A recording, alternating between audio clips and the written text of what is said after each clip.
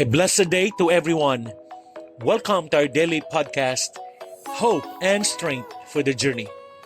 Our scripture verse for today is found in the book of Philippians chapter 4 verses 6 to 8 tells us, "Do not be anxious about anything, but in every situation, by prayer and petition, with thanksgiving, present your requests to God, and the peace of God which transcends all understanding will guard your hearts and your minds in Christ Jesus." Sa Philippians chapter 4 verses 6 to 7, nagbibigay si Apostol Pablo ng malalim na gabay sa karanasan ng kapayapaan sa gitna ng mga hamon ng buhay. Ang talatang ito ay nagtuturo sa mga mananampalataya na lumapit sa Diyos na may mga alalahanin at pagkabahala sa pamamagitan ng panalangin at pagsusumamo, kasabay ng pasasalamat. Tiniyak ni Pablo na kapag ginawa natin ito, ang kapayapaan ng Diyos na lampas sa lahat ng kaalaman ay magbabantay sa ating mga puso at isipan kay Kristo Jesus.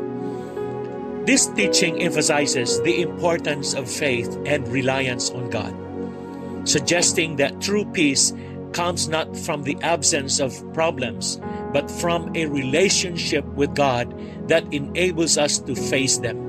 Sa isang mundong madalas na puno ng kaguluhan, pinapaalala sa atin ng mga talatang ito na sa pamamagitan ng panalangin at pagtitiwala sa Diyos, maaari tayong makatagpo ng malalim at matatag na kapayapaan na nagpoprotekta sa ating emosyonal at spiritual na kalagayan. Ang mensaheng ito ay umaabot sa marami, nag-aalok ng pag-asa at aliw sa mga panahon ng kawalang katiyakan. In a world filled with uncertainty and turmoil, the Apostle Paul's words in Philippians chapter 4 verses 6 to 7 resonate deeply with our human experience. Anxiety can often feel overwhelming, creeping into our thoughts and consuming our peace. Yet, Paul offers a powerful antidote, and that is prayer. Number 1, do not be anxious. Paul starts with a command that can feel challenging. Do not be anxious about anything. This doesn't imply that we won't feel anxious at times. Rather, it's a call to recognize our worries and bring them before God. Ang pagkabalisa ay maaring makagambala sa ating layunin at makasira sa ating kapayapaan. Kapag tayo ay nasa mga sandali ng pagkabalisa, maaari tayong huminto, huminga at kilalanin ang ating mga nararamdaman. Amen. Number 2, pray with thanksgiving. Paul encourages us to present our requests to God in every situation. This means there is no worry too small or too great to bring to Him. Importantly, Paul adds with thanksgiving. Ang pasasalamat ay lumilipat ng ating focus mula sa ating mga problema patungo sa katapatan ng Diyos.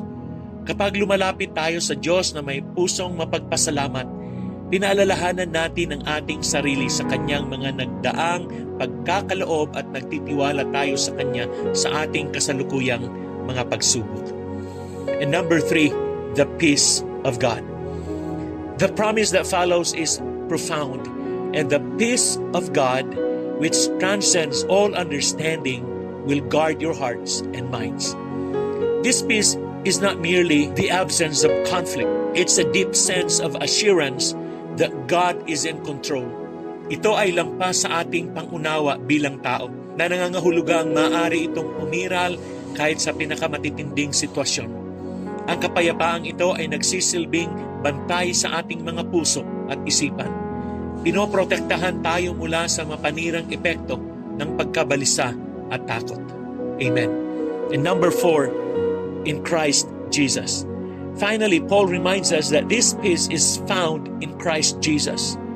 Our relationship with Christ is the foundation of our peace. As we draw closer to Him through prayer and Scripture, we discover the reassurance that we are never alone. He is our refuge and strength, and in Him we can find true solace. Amen.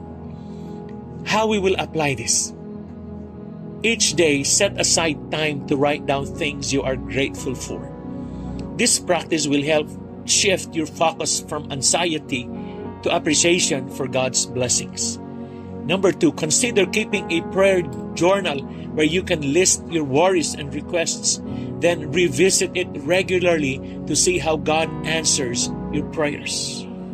And another one, in moments of anxiety, take a brief pause to breathe deeply.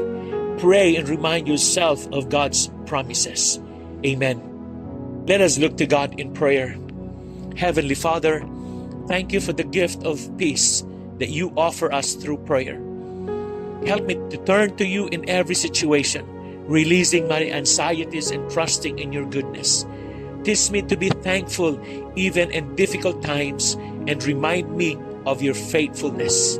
May your peace guard my heart and mind in Christ Jesus. Amen and amen. Again, good day and have a wonderful day ahead of you. God bless you and your family. See you again tomorrow.